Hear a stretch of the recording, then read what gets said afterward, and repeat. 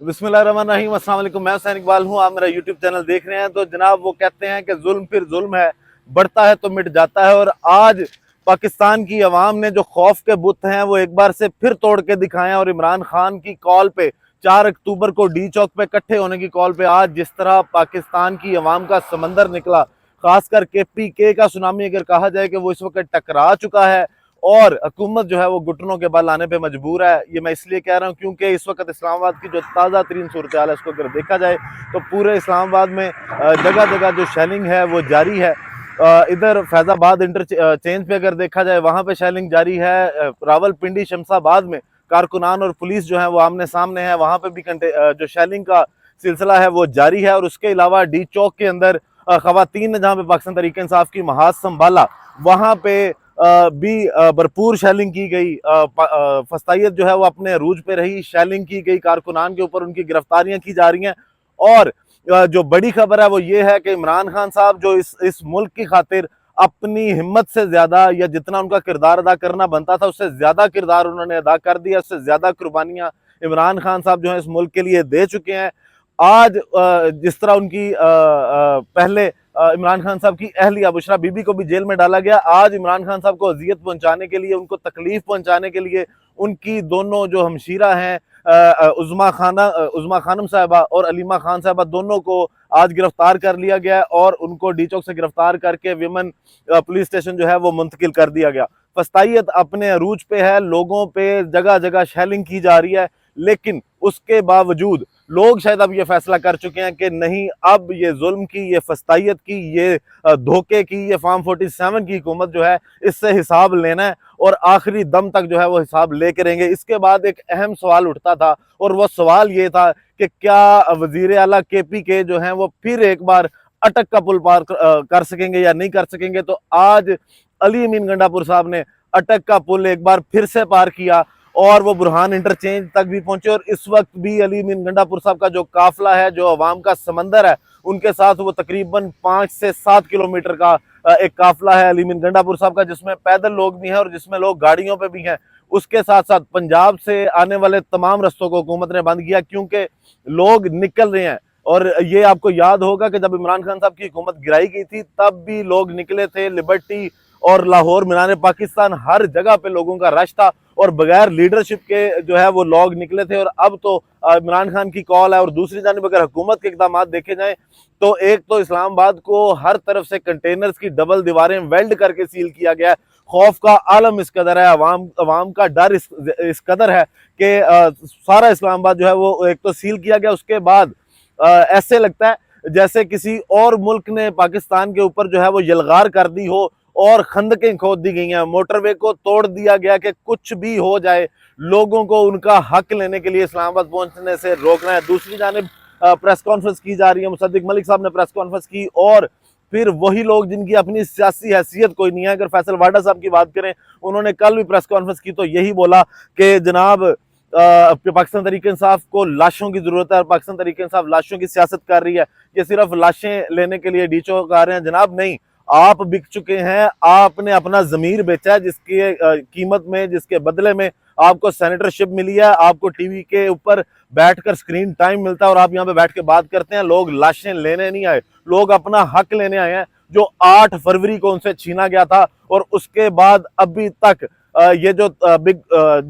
Gang of 3 जिसको इमरान खान साहब ने कहा है कि ये हुकूमत, इनके सहूलतकार और सुप्रीम कोर्ट ऑफ पाकिस्तान मिलकर जिस तरह से इस कौम के साथ खिलवाड़ कर रही है, इस आइन और कानून के साथ खिलवाड़ कर रही है, उसका हिसाब लेने लोग आ रहे हैं। और अब लगता यूं है कि हिसाब देना पड़ेगा। ये मोमेंटम जो पाकिस्तान तहरीक इंसाफ 8 सितंबर जलसा जो संजानी जलसा है उसके बाद गेन कर चुकी है, ये लगता है मोमेंटम रुकने नहीं वाला। और इमरान खान साहब जो है उन्होंने इसीलिए अली अमीन गंडापुर साहब को ये कॉल दी थी कि हर सूरत जो है वो ये एहतजाज होगा और आप डी चौक पहुंचेंगे। आज भी जब अली अमीन गंडापुर साहब से सवाल किया गया कि जनाब क्या ये एहतजाज मुलतवी किया जा सकता है, तो उन्होंने ये कहा कि अब जो भी कॉल दी जाएगी, अगर ये एहतजाज मुअख्खर भी करना है तो वो कॉल इमरान खान से होगी, और अगर करनी है बात आपने तो आप इमरान खान साहब से बात करें। इस वक्त भी इस्लामाबाद के अंदर जो फिजा है वो शेलिंग की जो गैस है उससे भरी हुई है और हर तरफ शेलिंग जारी है और ये मनाजिर आपको साथ साथ दिखा भी रहे हैं कि किस तरह जो ये फस्तायत है, जो ये फार्म 47 की हुकूमत है, ये पाकिस्तान की अवाम जो अपना हक लेने के लिए, और ये इनका आईनी हक है कि वो एहतजाज करें, वो इस्लामाबाद आए हैं और इस्लामाबाद आ रहे हैं और ये उनके साथ जिस तरह रोकने की कोशिश कर रहे हैं। और उसके बाद मोहसिन नकवी साहब की अगर बात करें, आज उन्होंने फिर धमकियां दी और ये वही मोहसिन नकवी साहब हैं जो कहते थे दहशतगर्द एक SHO की मार है। आज वो फिर अपनी वही सोच का जो है वो अपनी अवाम के सामने SHOs को खड़ा किया और फिर से वही धमकियां और फिर फजाई दौरा करके भी आप ये कह रहे हैं कि जनाब हम जो है वो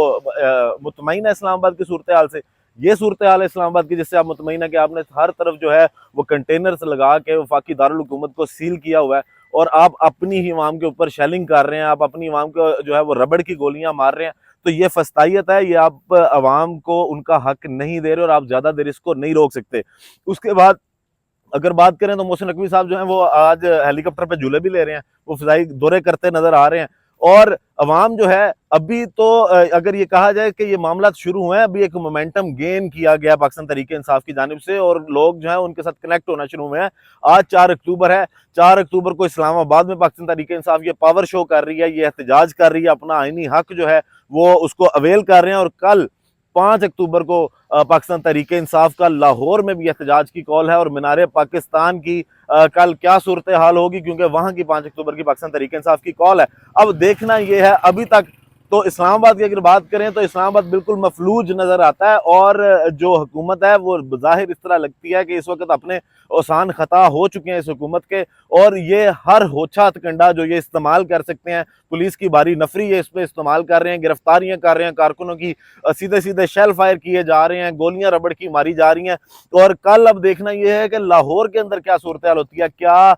आज की पाकिस्तान तहरीक इंसाफ इस तरह का प्लान देती है कि इधर से ही जो कारकुन इनके इकट्ठे होंगे वो कल अगर यहाँ से लाहौर की तरफ रवाना होते हैं और मीनारे पाकिस्तान में जाके अपना एहतजाज करते हैं तो ये मुश्किलात में इजाफा है अभी इस वक्त वफाकी हुकूमत की। और कल पंजाब हुकूमत का भी जो है वो इम्तिहान है और पाकिस्तान तहरीक इंसाफ इस वक्त अपना हक लेने के लिए सिर्फ आगे जा रही है, पीछे की जानिब नहीं जा रही। इस्लामाबाद को मुकम्मल तौर पर जो है वो सील किया गया है और जो हुकूमत है वो बड़ी बेबस नजर आ रही है। दूसरी जानिब अगर बात की जाए तो आज इस्लामाबाद के अंदर फौज की बाकायदा तैनाती का नोटिफिकेशन जारी कर दिया है और 5 अक्टूबर से लेके 17 अक्टूबर तक जो है वो इस्लामाबाद के मामलात जो इंतजामी मामलात हैं उसका कंट्रोल जो है वो पाक आर्मी के हाथ में होगा। और इसका जो बुनियाद बनाई गई है वो शंघाई ताउन तंजीम की बनाई गई है कि जनाब क्योंकि मुख्तलिफ मुल्कों के सरबराहान जो हैं वो पाकिस्तान में आएंगे, जिस तरह भारत के जो जयशंकर साहब हैं उन्होंने भी आज ये कहा है कि वो पाकिस्तान इस इजलास में शिरकत करेंगे। तो उसकी बुनियाद बनाकर अभी इजलास 15-16 अक्टूबर को है और अभी से ये सारी बातें एक जानिब ठीक है सिक्योरिटी उनको दें, वो सरबराहान ने आना है, ये उनका हक है, उनको सिक्योरिटी दें, लेकिन इस बुनियाद पर आप अपने ही मुल्क के आईनी हकूक को सल्ब नहीं कर सकते, आप लोगों के ऊपर इस तरह फस्तायत का मुजाहरा नहीं कर सकते। और इसके साथ साथ अगर बात करें तो आज शहबाज शरीफ साहब जो हैं इन्होंने हाफिज नईमुर रहमान जो जमात इस्लामी के सरबराह हैं उनसे भी मुलाकात की, बिलावल भुट्टो से भी मुलाकात की और 7 अक्टूबर का फैसला किया गया है वज़ीर आज़म की जानिब से कि 7 अक्टूबर को ऑल पार्टीज कॉन्फ्रेंस जो है वो बुलाई जाएगी और उसमें तमाम जो मामलात हैं आईनी तरामीम के भी और फ़लस्तीन के हवाले से भी उन पर भी बातचीत की जाएगी। बेसिकली वारदात वहाँ पे भी आईनी तरामीम वाली डाली जानी है कि किसी ना किसी तरह से लोगों को इस चीज़ पे इकट्ठा किया जाए कि आईनी तरामीम करें। और वो काजी फायज ईसा साहब जिनके बारे में खबरें ये आ रही हैं कि आज वो भाग गए हैं, बज़ाहिर वो शायद अपना इमेज ठीक करना चाह रहे हैं, लेकिन काजी साहब ने भी ये बात की है कि जनाब मुझे ना एक्सटेंशन चाहिए ना मैं इन्हीं अदालत में बैठूंगा। खबरें इस तरह की भी आ रही हैं। अब इसकी बुनियाद में ये कितनी सच्ची खबरें हैं, इनकी बुनियाद में क्या है, या अब ये कौन सी काजी साहब जो है वो फेस सेविंग लेना चाह रहे हैं। लेकिन मामला फिर वही है कि अभी जो इस्लामाबाद की सूरत हाल है ये कोई अच्छी सूरत हाल एक मुल्क की दिखाई नहीं दे रही। और इसके बाद आगे मजीद क्या अपडेट्स हैं, अभी KPK का काफिला इस्लामाबाद के अंदर पहुंचा नहीं है, जब वो पहुंचता है तब क्या पुलिस और पाकिस्तान तहरीक इंसाफ के कारकुनों का टकराव होता है या हुकूमत जो है वो अकल के नाखून लेती है और कोई अच्छा फैसला करती है, कोई दरमियानी रास्ता निकालती है या नहीं निकालती, या फिर उन्होंने सोचा है कि टकराव जो है वो अपनी आवाम से करना है। मजीद जो अपडेट्स हैं वो आपको गाहे बगाए अपनी आइंदा आने वाली वीडियोज में देते रहेंगे। अभी वीडियो का अख्ताम करते हैं इसी दुआ के साथ कि अल्लाह ताला पाकिस्तान पर अपनी रहमत नाजिल करे। पाकिस्तान जिंदाबाद।